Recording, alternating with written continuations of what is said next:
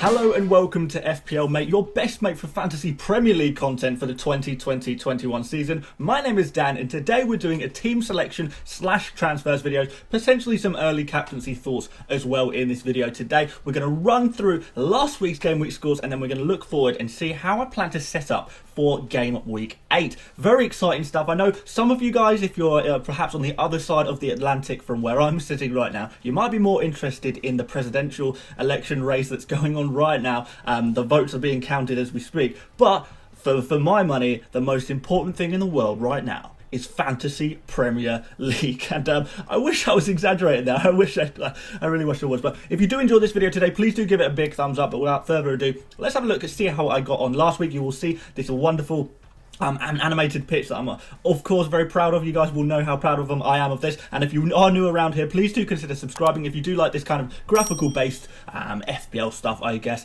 and stick around for some more. Hit that notification bell. But let's have a look at this team. So I got a little green arrow this week. I got 57 points. Not too bad, not too bad. I would have liked a little bit better, but you know, every week you'd like a little bit better. But we did go up 100,000 places in the overall ranks.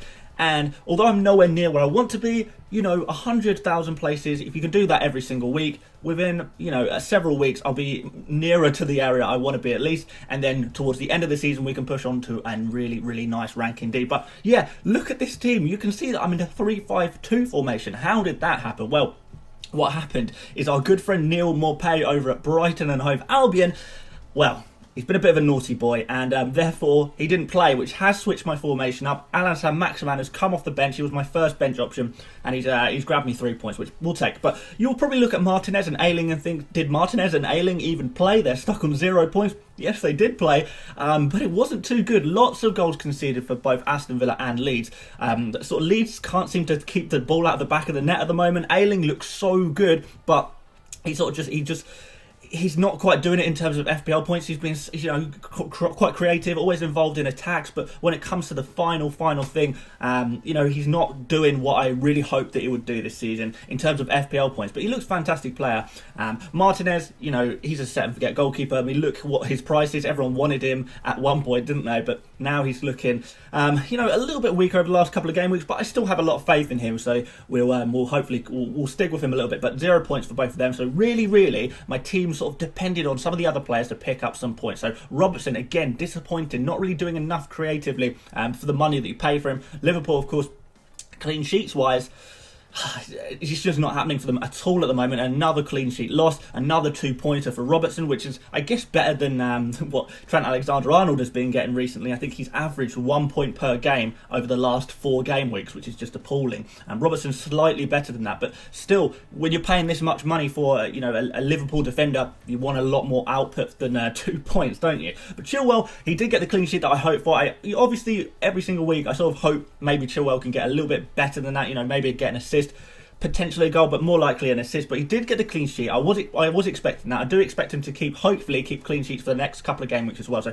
really happy with another 6 points from him. And then moving into the midfield, Salah 8 points. Perhaps I should have captained him. I mean, I toyed with the idea of captaining him, but I really didn't think it was necessarily the move I was 100% sure of making. Son, a little bit disappointing against Brighton there, wasn't he? Only the 2 points. So yeah, maybe Son, especially as Spurs' fixtures going forward, look a little bit. Maybe we can think about moving Son on potentially, but you know, we'll take the 2 points, and you know, we've got some fixtures ahead that we can look forward to, but we'll cover that in a second. Zaha, of course. A lot of you guys are probably thinking, especially if you didn't watch my streams, I stream on Fridays and Mondays, and if you didn't watch either of those streams, you're probably thinking, where has Zaha come from? Well, James Rodriguez was replaced by Zaha in my team very, very late on, during the Friday night stream. In fact, I made that transfer. Of course, I originally was going to bring in Vladimir Coufal. Didn't go for Coufal in the end, because Coufal was only going to sit on my bench anyway. But James Rodriguez, there was a late, you know, report that he was definitely not going to be playing for Everton in that game. So I changed my mind. I said, okay, let's just get rid of James Rodriguez, try and bring in some points with Zaha. And 1 point is all I got there. So yeah, I can't really say that was a good transfer, but you know, I've got Zaha going forward now. But very, very disappointing against Wolves. But you know what? I'm not too worried because the game against Wolves is very, very difficult. This was the best Wolves have played pretty much all season, and Wolves are a really tricky defence.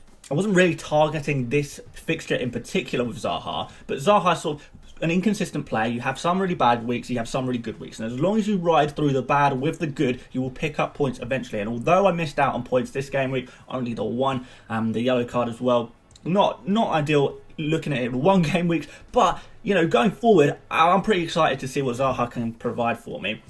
Grealish, wow. I mean, I wasn't expecting that. I don't think anyone was expecting that sort of at the end of the game, Grealish to suddenly pick up all of these points right the way up to 15. He looked really good. He looks like, as always, the main player at Aston Villa. And that's what I like so much about Jack Grealish, is that he is the centre of everything going on during these Aston Villa attacks. So if Aston Villa are scoring, very likely that Grealish is going to be picking up points. And if they're scoring a couple, as they did in game week 7, that means Grealish is picking up a few points there indeed. So 15 points for him. Alastair Maximan, 3 points, just the 2 points for playing and the clean sheet because he got subbed off before Everton scored that late goal. Speaking of the late goal, Dominic Calvert-Lewin did get that late goal to get himself up to 6 points, plus the 2 bonus points. Somehow, even though Everton lost 2-1, crazy stuff really, that he was managed to get 8 points out of that, but I'll absolutely take it. And it's sort of further proof that Dominic Calvert-Lewin is a really consistent player. He is consistently scoring. I know he blanked in game week 6, but moving on to game week 7, he picked up another goal. He got another 8 points. We absolutely love this. This is why we keep Dominic Calvert-Lewin in our team, and we're not even thinking about transferring him out because he is just that consistent player that we really like a lot. And then Harry Kane, the player I went for captain in the end.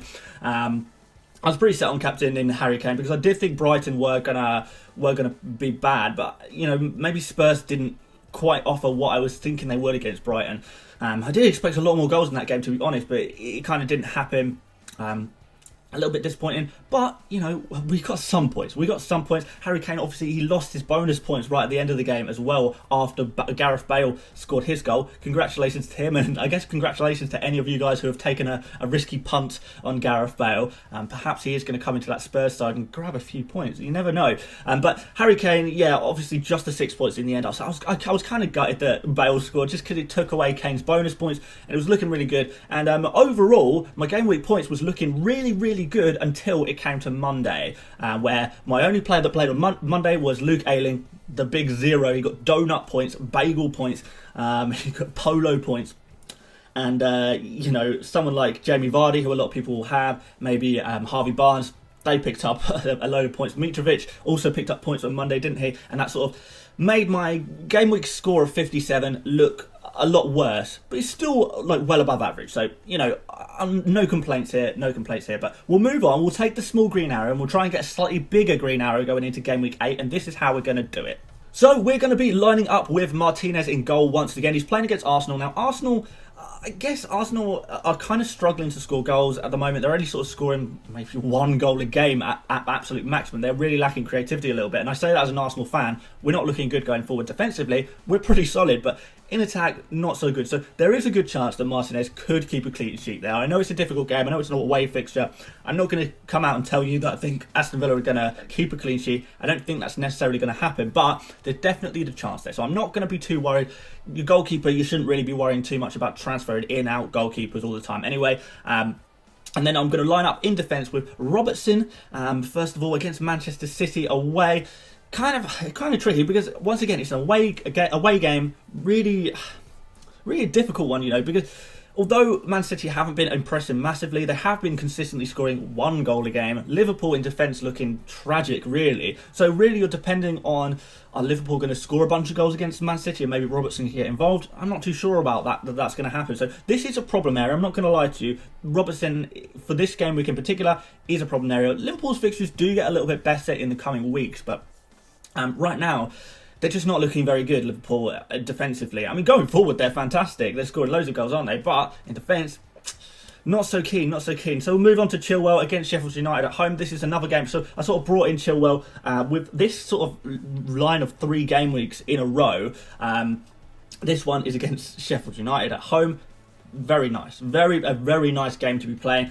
Sheffield United are sort of a team you want to be targeting a little bit at the moment. And you know what, for those of you guys thinking about bringing more Chelsea players in, wouldn't blame you at all. The next 2 game weeks are looking very good. And this game week in particular, home to Sheffield United, you would say that a clean sheet is pretty much guaranteed in a game like that, isn't it? Chelsea have been looking so good at the back since they've got their keeper Mendy in there. And Chilwell is obviously going to be picking up those clean sheet points against a Sheffield United team that don't really know how to score.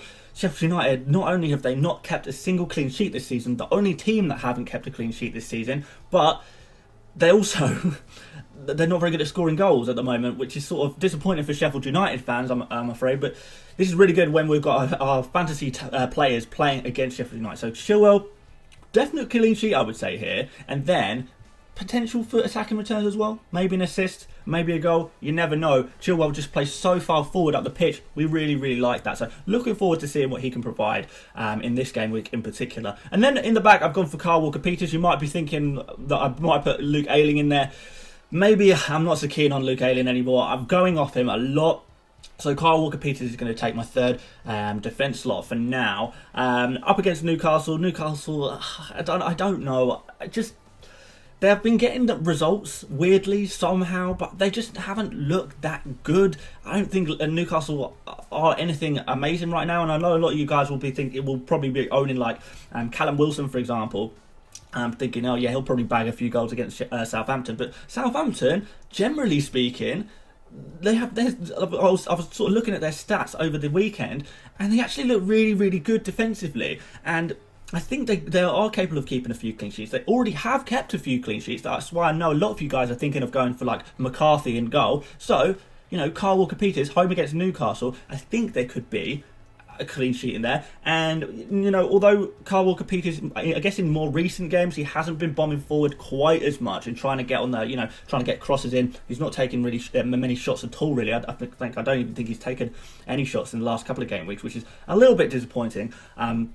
But he is still an attacking outlet on that right-hand side for Southampton, and he might be called upon a little bit more with the absence of Danny Ings, who is not going to be playing this game week, probably won't be playing for a good few weeks now. So, yeah, it's definitely a cause for concern if you do have Danny Ings in your team. But I don't know. Maybe they switch more defensively. But I think going forward, Kyle Walker-Peters is a player I'm very, very happy owning, and home against Newcastle seems like a good fixture. So Salah next against Manchester City away.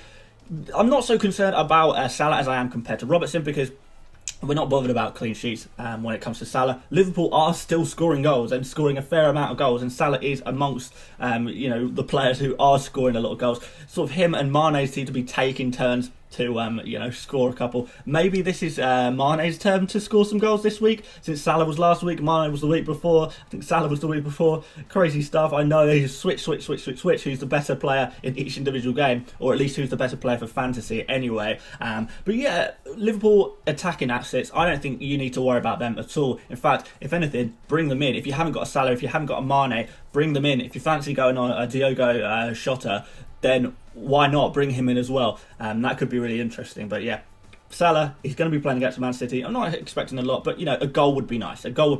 So Son against West Brom. Now this is where we're talking business, right? This is where we're talking business. West Brom have sort of been a little bit tragic. Let's be honest. They have sort of picked it up defensively a little bit, but is that more to do with the fact that they're playing some weaker oppositions?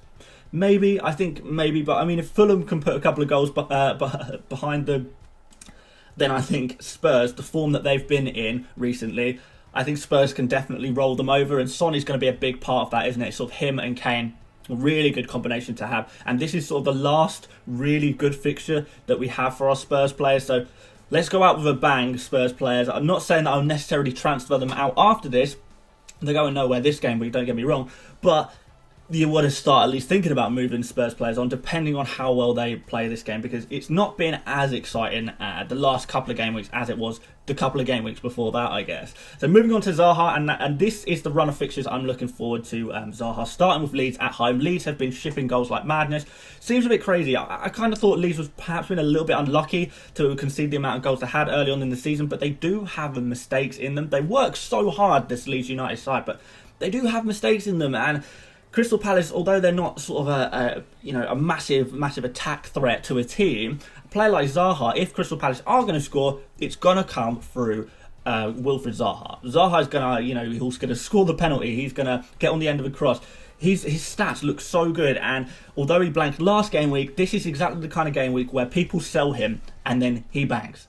This is exactly this kind of fixture we look for. So, home game against Leeds, I am expecting Crystal Palace to at least cause Leeds some problems, and And Zaha's going to be the man to make that happen. So let's see what happens there. Kind of excited to see how that goes, to be honest. And then Grealish next in midfield. So he's going to complete the 4-man midfield. He's playing Arsenal away. It's a tricky one. I know Grealish was played so well recently. Last game, he got 15 points. Absolute madness. Can he do it against Arsenal away? I'm not so sure. This is sort of probably the main player I'm not expecting to get any points in this particular game week. Him and sort of Robertson, maybe Martinez as well. I'm expecting to score pretty lowly this game week, to be honest, but I can't get rid of them all. And I probably want at least some of them for future game weeks, so we've got to have a think about that. So not going to talk about Grealish too much because I'm not expecting that much from this game week, if I'm quite honest with you guys. So moving on to Kane. Kane, now this is looking really good. So strikers are looking really good against West Brom. And you know what? Son is sort of playing, in the left wing position. I don't know. West Brom can see a lot of chances down their right flank, so that's going to mean Son is going to be, amongst it, isn't he? And who's going to be playing the Son in? Who's going to be playing the passes through to Son? It's going to be Kane, isn't he? The most creative player in the whole league. Who would have thought that at the start of this season? Absolute madness. But Kane getting some assists there, potentially some, goals, maybe some crosses come in. Kane gets on the end of them. He can score from anywhere, to be fair. So I do think I more hope that Spurs can sort of get back to going all out, which surely they will do against West Brom. Score a bunch of goals, hat full of goals. Son and Kane combining as they seem to be doing every game week to get those goals. Let's see what can happen there. But looking forward to that. Definite captain option, Kane and Son, to be fair. And then Dominic Calvert-Lewin home against Manchester United, which, depending on how you look at it, you might think, oh, this is a really difficult game. It's not a difficult game. Manchester United have been, pretty bad. If Arsenal can score against Manchester United, then I'm pretty sure Dominic Calvert-Lewin can score against Manchester United. So looking forward to seeing what he can do there. I think, it's only going to take a cross. Manchester United in defence sort of looking so muddled at the moment. Not really looking good at all. I mean, I'm kind of really disappointed with Manchester United so far this season because there were a team whose assets I did want to get onto at one point, but I sort of found myself, I got Bruno in, a little bit disappointed from Manchester United in general, got Bruno back out again. They're not looking great, and I don't really recommend going in on Manchester United right now, but Dominic Calvert-Lewin at home, the consistency that he's showing, Calvert-Lewin, is just insane. I think he scores again this game. I wouldn't be surprised if he got a couple of goals either. It kind of depends who Everton have back. It depends, is James Rodriguez going to be back? We don't know for sure. They've got some of the other guys sort of on suspensions. I think sort of Coleman, when's he back? I've not even checked when Coleman's going to be back, which I probably should, to be fair. So yeah, not 100% sure about Everton at the moment. They've sort of dropped off a little bit, but there's one person who has not dropped off, and that's Dominic Calvert-Lewin. I don't know why I said that. And then finally we got Morpay, Burnley at home. It's a really good player. It's a really good fixture. We all know that. If Morpay plays in this game, he's getting a goal. He's getting a goal. Surely you have to say that he gets the goal because Burnley have kind of looked pretty tragic. It's a really, really big, relegation battle game. Both of these teams are really going to want to win this game. But, of course, we know that Morpay got dropped this week. It has sort of come out at this point, only just today, that indeed Morpay was involved in a training ground incident, maybe at Brighton. A bit of a disagreement with a teammate. Maybe it got a little bit heated. Maybe they had a little bit of a scrap. We don't know exactly what happened, but there was a falling out in the changing rooms. And Morpay, well, I mean, he's been dropped. But the question is, and this is the question on all of our minds, is Morpay going to be dropped for this next game? Is he going to be out for one game? Just get your head straight, Morpay. Mate, you can't be this heated. You got to get your ego in check. You got to make up. You're a young guy.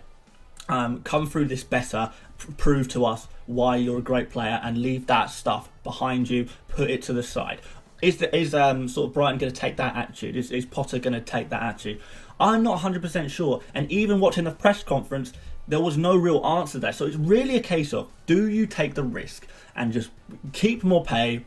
Think if he does play, he's going to be really, really fired up to really put in a great performance against a weak team in Burnley. Goals galore for him. That's the upside of this. That is the upside of this. And have we got enough on our bench to compensate for it if it happens that Morpay is out? If Morpay is out for this game week, as well. You know, at that point I say, okay, he's gone for sure. But this game week, I don't know. I'm kind of left with this question. But look at my bench quickly just to see what I'm dealing with. So obviously Forster in goal, not going to play. Alan Saint-Maximin against Southampton away. Could be kind of interesting. Ailing against Crystal Palace away. There's potential points there as well. But I've got 2 transfers to make. Do I make 1? Do I make 2? This is what I'm thinking right now. And honestly, guys, I'm not going to lie to you. I might change my mind. So the transfer that I'm thinking right now, that I'm definitely going to do, is Luke Ayling out and Vladimir Coufal in. This is what I want to do. This is what I've been talking about doing for so long. It's time for me to finally do it. It's happening this game week, for sure. No doubts about that. It's happening. If I somehow change my mind before the deadline, then, you know, I'm sure you guys will be pretty annoyed with me. But this is what I really, really want to do right now. So, really, really looking good. Home game against Fulham. You know, you can't go wrong with that. And then Robertson will drop to the bench because, yeah, he was one of the players that I'm was a little bit concerned about points this game week. He'll drop to the bench.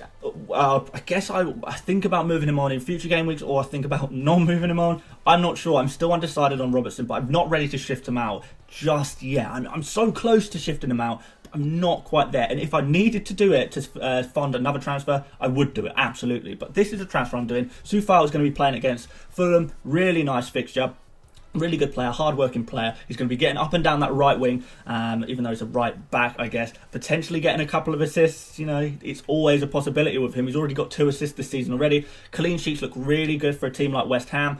He's more nailed on than Masuaku on the left, because if West Ham switch to 4 at the back, then that means that Masuaku could drop out of the team. Creswell will fill in at left back. I don't know how West Ham are going to set up against these weaker teams, because all they've played so far this season is hard game after hard game after hard game. Finally, they've got a good fixture, and finally we can start getting on these West Ham players who have looked really good, to be honest. And yeah, what better way to start it than a West Ham defender? Nice and cheap, easy to rotate out, home against Fulham. I really, really like the look of this one, and I did speak a little bit about Coufal in a little bit more detail in yesterday's video, so do check that out if you want to. If you want to see that. So yeah, but this would mean rolling with Maupay, and if Maupay doesn't play, then we've got Alan Saint-Maximin first on the bench to hopefully cover that. This is kind of my thinking right now. Take the risk and see what we can do with Maupay. My other option is to use my second free transfer and switch Maupay to Che Adams. I'm just not 100% sure I want to do that yet. Che Adams is looking like a good player to pick.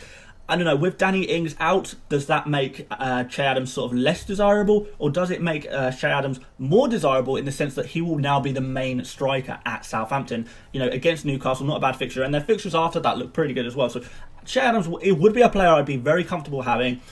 Do I take the risk with Maupay? Do I wait a couple of days? Do I see if any more news comes out potentially to help change my mind? I think that's probably the way I want to do it. And, you know, as soon as I make my decision on Maupay, I will let you guys know on Twitter, so please do follow me on Twitter at FPLMate, and I'll let you know as soon as I've made a final decision on that. But I'm sort of really feeling, I kind of fancy taking the risk here and keeping him for one more game week. But I've got to weigh it up properly. Is there perhaps a little bit of a, you know, should I be putting in Che Adams? Maybe you guys have some opinions, so please do put them in the comments. Should I keep Maupay? Should I go over Che Adams? But I just think there's got to be a good chance that Maupay plays in this game, because he's their best striker. He's arguably their best player in a really, really important game. Is he going to be out for another game? And even if he is it worth me just saving the transfer? I've got Alan Saint-Maximin against Southampton on the bench. That's not a bad player to have, is it? It's not terrible, really. It could be a lot worse. It's not even a bad bench option there. And we've got Robertson on the bench there as well against Man City, who I was intending on playing before I decided on the Coufal transfer. That's what I'm saying. Because I have these players on my bench, I'm not so worried about taking out Maupay. I'm more okay with taking that risk. I don't know what my chances are, I don't know what my odds are, but the other option is to Che Adams, as I say. But let's go to captains very quickly. And yeah, Kane captain is the player I'm going to go for, and then Son vice captain. I think this makes sense, doesn't it? I don't think too many people are going to disagree with me here. Maybe some of you will say, oh, perhaps I'll go for Son for captains, and I will talk about captains properly in tomorrow's video where I'll make a final decision. But yeah, it looks like Kane is the man for this game week, isn't he? I think most of us will probably be along the same thought process there. You know, just the main striker, the informed player of the entire league. He's just getting points and points every single game. He's getting huge amounts of points every other game, isn't he? Really, really nice scores. Assists, goals, he's got everything. Penalties, he's got locked down, which is very helpful as we've found out in recent weeks. We'll take it. We will absolutely take it. So yeah, Kane's going to be the captain there currently, and then I'll confirm that. I'll lock that in tomorrow's video if you guys will stick around for that. So that is kind of how I'm going to be lining up. Like I said, a couple of concerns. Robertson obviously a concern. Morpea a little bit of a concern. Ailing was a little bit of a concern, but I think I just switch him out for Soufal. Well, I will switch him out for Soufal, which is just going to resolve that problem. And then Grealish, ideally I wouldn't want to play him against Arsenal away, but you know, off the back of last game week, how can I drop him from my fantasy team? It would be a really bold move to drop him, and I'm already making a bold move by keeping more pay. But yeah, we'll see what happens there, and I will update you on Twitter. But there you go. That is how I'm lining up for Game Week 8. Wish me luck, guys, and great luck to you guys as well. Hopefully you'll all do really well. If you did enjoy this video, please do give it a big thumbs up. Do subscribe to me if you have not done already. And plenty of other stuff in the description if you want to join my mini league. If you want to follow me on Twitter, like I say, giving updates on my team on there. If you want to follow me on Instagram, the links are in the description again. And yeah, if you want to support me on Patreon or join my channel to get access to cool new emojis, there's a join button right underneath there, and it gives you a special badge by your name to help me notice you in the comment section and during streams to answer your questions and stuff. And yeah, you also get these cool emojis that I've made myself, and I'm adding to slowly but surely to try and give you a really nice set of emojis you can use in the comment section of my videos, which is all pretty fun stuff. And so yeah, there you go, guys. Thank you so much for watching. Hopefully I will see you on tomorrow's video for a final captaincy decision. I'll weigh up all of the potential captain's options and try and give you the best advice I possibly can. But there you go. Thank you so much for watching, guys, and I'll see you later, mates. Bye bye.